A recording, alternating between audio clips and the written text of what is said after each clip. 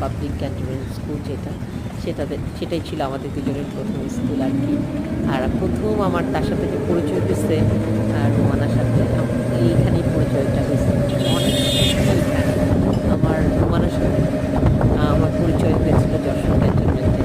আর আমাদের স্কুলের গণ্ডি থেকেই আমাদের ফ্রেন্ডশিপ আর ভালোবাসাটা ওখান থেকেই আসলে তৈরি হয়েছে। আমি একটা বাস থেকে নেমে আমি একটা অটো রিক্সায় করে ক্যান্টনমেন্টের ভিতরে যাচ্ছিলাম। আর আমার কাছে ভালো লাগছে, জানেন একটা মজার কথা শেয়ার করি।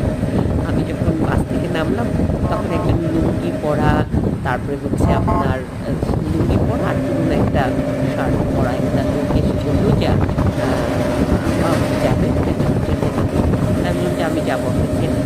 হ্যাঁ আমি চিনি। ঠিক আছে আপনি আপনার গাড়িটা নিয়ে আসেন। কী বললো, ঠিক হলো যে আপনি একটু দাঁড়ান, এক মিনিট আমি গাড়িটা নিয়ে আসতেছি। তাহলে ওখানে খুব বেশি বড় জোর 2 থেকে 3 মিনিট দাঁড়িয়েছিলাম, এর বেশি না।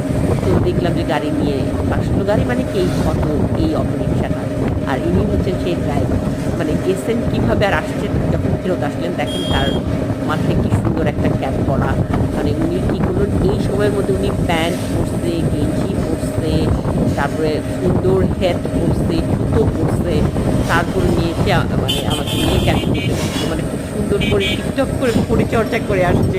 তো সেটা দেখে আমি বাসায় এসে আমার বোনের সাথে অনেক হাসাহাসি করছি যে দেখ কী সুন্দর স্মার্ট হয়ে আসছে। আসলে সুন্দর করে মানে ড্রেস আপ করে আসছে, তো আমার কাছে ভালো লাগছিলো সেই জিনিসটা। সেই জন্য আমি আমার ভিডিওতে একটুখানি ওনাকেও আনলাম আর কি, যে দেখেন কিন্তু রেডি হয়ে ফিটফাট হয়ে উনি ওনার অটো রিক্সাটা নিয়ে আসলেন। একদম সত্যি সত্যি ঠিকঠাক মতো আমাকে একদম পৌঁছে দিয়ে গেছেন একদম কোয়ার্টার পর্যন্ত, কোনো অসুবিধা হয় নাই। আর বৃষ্টি ভেজা পথ, দেখেন বৃষ্টি ভেজা পথ দেখতে কত সুন্দর। বৃষ্টি হলে গাছগুলোও সুন্দর হয়।